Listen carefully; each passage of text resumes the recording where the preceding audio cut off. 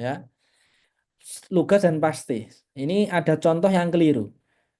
Setiap orang atau badan dilarang menyimpan atau membuang benda yang berbau menyengat yang dapat mengganggu kenyamanan masyarakat.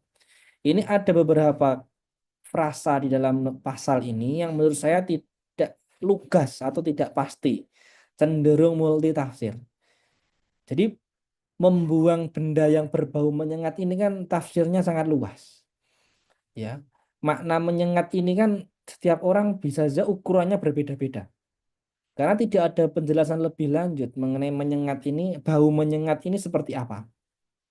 Nah, ketika teman-teman, Bapak sekalian ini nanti akan menyusun ketentuan yang seperti ini kalau memang tidak bisa dipungkiri harus kita tentukan akan mengatur ya ketentuan mengenai larangan membuang benda yang berbau menyengat, ini harus diberikan penjelasan lebih lanjut.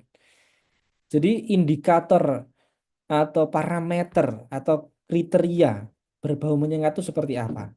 Jadi tidak cukup hanya normanya seperti ini. Kalau berbau menyengat ini kan sangat multitafsir. Ada orang yang mungkin menganggap bau itu menyengat, orang lain tidak menyengat. Ini kan repot ditegakkan, ya. Apalagi ada tambahan ini mengharuskan akibat, ya, mengganggu kenyamanan masyarakat. Nah, akibatnya pun juga tidak jelas. Yang dimaksud kenyamanan masyarakat ini apa? Apakah ketika dia menerima mencium bau itu kemudian nggak bisa tidur atau nggak bisa beraktivitas atau gelisah, ya, dan lain sebagainya. Jadi kenyamanan ini juga ukurannya sangat luas sehingga potensi multitafsir, ya kan? Ini yang seringkali di masyarakat justru menimbulkan konflik. Nah, ini ada cerita, Pak. Teman saya itu nangani kasus pertengkaran antara, ya, sebut saja oknum, ya, TNI dengan Polri atau intinya aparat lah, ya, di suatu daerah di DIY sini di Jogja. Nah, eh, masalahnya ternyata dipicu dari satu orang itu membakar sampah, sehingga sampahnya itu apa ya, ibaratnya apa yang ditimbulkan dari bakaran sampah itu menimbulkan mungkin ketidaknyamanan bagi tetangga yang sebelah yang juga mungkin sama-sama aparat. Akhirnya adu apa ya namanya, adu mulut, ya, nah, berujung pada pertengkaran dan ya sampai ada yang terluka. Ya, salah satu pihak tidak terima dilaporkan ke polisi dengan delik penganiayaan. Ya, karena mungkin menimbulkan penganiayaan menimbulkan luka dan sebagainya.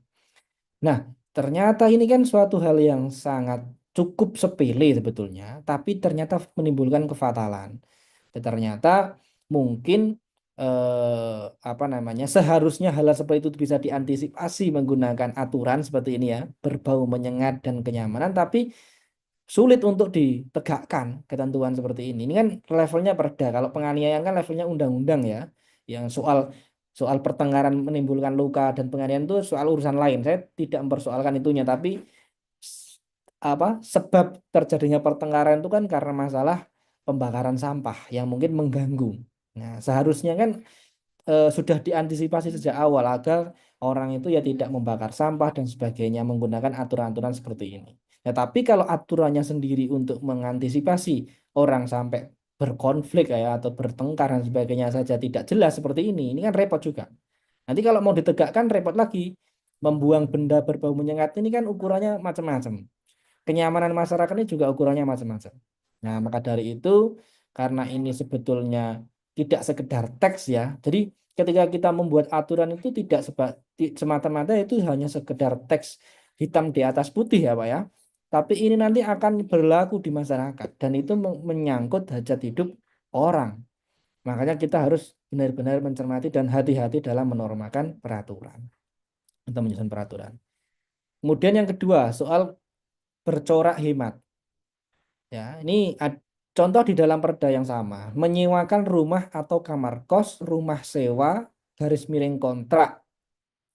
Ini cenderung tidak hemat karena mengulang-ulang konsep dari makna yang sama.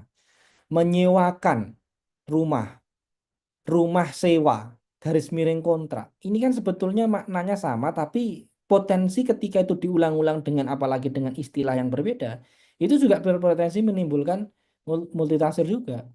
Pertama, dia cenderung tidak hemat karena mengulang-ulang yang mungkin maksudnya atau maknanya sama.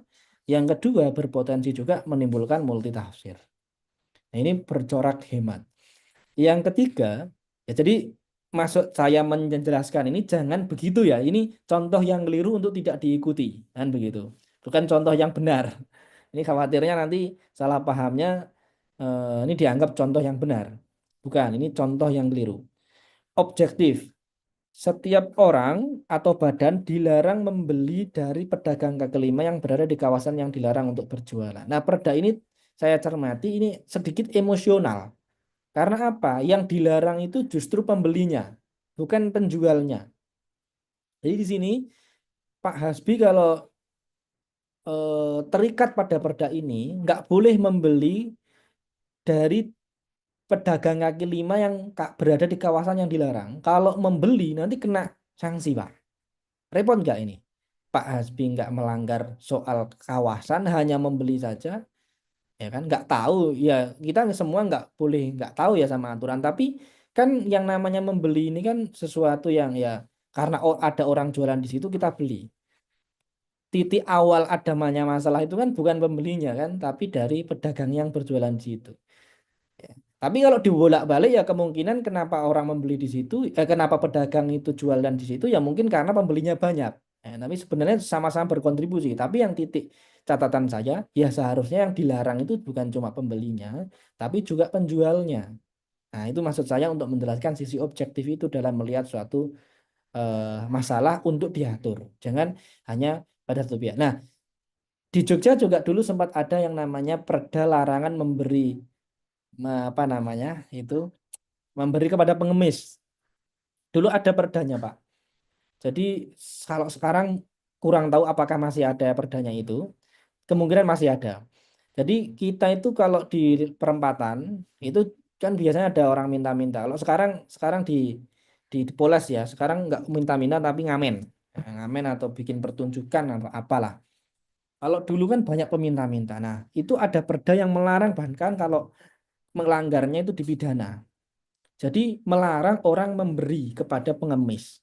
Yang dilarang yang memberi, Pak. Padahal memberi itu kan kalau secara secara norma agama itu kan eh, sisi positif apa namanya mendapatkan pahala ya, ngasih kepada fakir miskin atau orang yang membutuhkan mungkin. Nah, ternyata yang memberi itu malah dikenain pidana.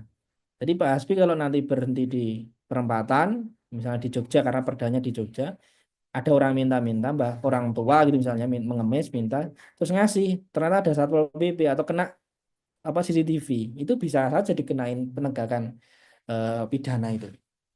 Jadi ternyata diusut dulu sejarahnya karena ternyata yang minta-minta itu ternyata bukan orang yang memang benar-benar membutuhkan tapi orang yang terorganisir dan itu dipacai lah ya sebagai pengemis untuk minta-minta di jalan.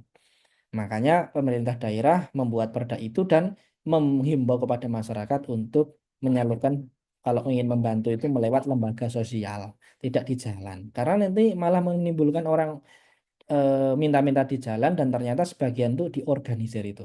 Nah, tapi catatan saya yang dalam konteks ini adalah ya kalaupun memang melarang orang memberi ya jangan pemberinya yang dilarang, tapi juga orang yang minta-minta di situ yang harusnya juga dilarang dikenai hukuman. Ya hukumannya nggak harus dipidana atau sanksi denda ya karena yang namanya peminta-minta mungkin kan ya diberikan sanksi kerja sosial dan sebagainya misalnya. Nah, ini inti dari objektif itu kita sebisa mungkin dalam membuat aturan itu tidak hanya punya tendensi tertentu pada satu pihak tertentu. Kemudian makna kata yang baku dan konsisten. Nih, contoh jika untuk menyatakan penghasilan dalam suatu pasal telah digunakan kata gaji, maka dalam pasal-pasal selanjutnya jangan menggunakan kata upah atau pendapatan. Jadi kalau sudah penghasilan ya jangan pakai kata yang lain. Di sini ada istilah karena ada apa namanya sinonim ya dari penghasilan itu bisa saja gaji, upah, pendapatan. Cukup pakai salah satu saja. Jangan sampai dalam satu peraturan itu ada satu kata atau satu frasa. Ya bedanya kata sama frasa itu kalau kata itu cuma satu ya, kalau frasa itu lebih dari satu. itu yang maknanya sebetulnya sama tapi menggunakan istilah yang berbeda. Itu tidak boleh. Kemudian definisi atau batasan pengertian secara cermat. Nah, ini sebetulnya juga catatan saya tidak sebaiknya di dalam sebuah peraturan perundang-undangan itu menggunakan norma yang sangat tidak jelas pengertiannya. Misalnya ini, perilaku tidak tertib adalah perilaku orang dan atau badan yang tidak sesuai atau melanggar peraturan undang-undangan serta norma agama, norma sosial yang hidup dan berkembang masyarakat. Nah, ini potensi ya apa ya? Dari segi pembatasan pembatasan pengertian ini menjadi sangat luas, ya. Ini definisi yang tidak membatasi. Nah, definisi itu kan batasan, tapi dengan adanya tambahan norma agama, sosial dan kehidupan yang hidup dan berkembang di masyarakat ini menjadi tidak terbatas. Karena norma agama, sosial dan yang hidup dan berkembang ini kan sifatnya dinamis. Ini maksud saya begitu. Kemudian berbentuk tunggal tadi ya, sewaktu-waktu sebaiknya terjadi insidental, bersama-sama atau bersama atau berbarengan.